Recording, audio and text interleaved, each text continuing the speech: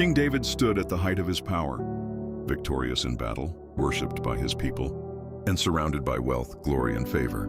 But one quiet night on his rooftop, David made a choice that would alter the course of his legacy forever.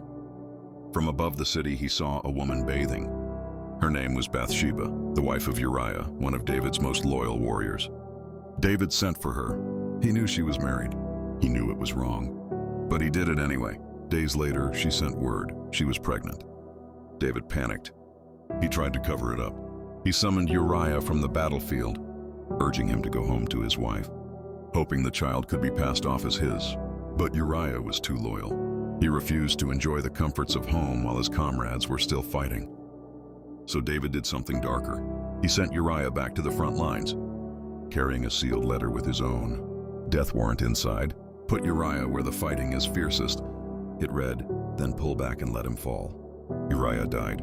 David took Bathsheba as his wife. To the world, it looked like compassion. To God, it was bloodshed. Then quietly, God sent a man, not a soldier, not an angel, a prophet named Nathan. Nathan didn't come with thunder or curses. He came with a story. He told the king, there were two men, one rich, one poor. The rich man had many flocks and herds. The poor man had only one little lamb that he raised and loved like a daughter.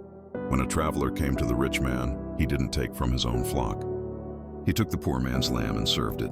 David burned with rage. That man deserves to die, he shouted.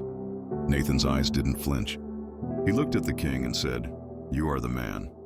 Silence. Time froze. In one breath, David went from judge to judged. Nathan continued, God gave you everything, kingdoms, wives, victory. And if that had not been enough, he would have given more.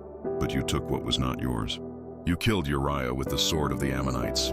Now the sword will never depart from your house. David, shattered, fell to his knees. I have sinned against the Lord, he whispered. Nathan answered, the Lord has taken away your sin. You will not die, but the child born to you will. David fasted, prayed, wept, but the child died.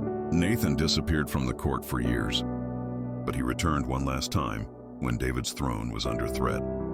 Another son, Adonijah, tried to steal the crown. Nathan stood again, this time beside Bathsheba.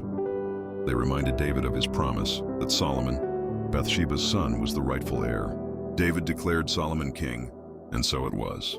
Nathan, the prophet who risked his life to confront a king, the one who exposed sin, protected destiny, and helped shape the future of a kingdom, not with a sword, but with truth.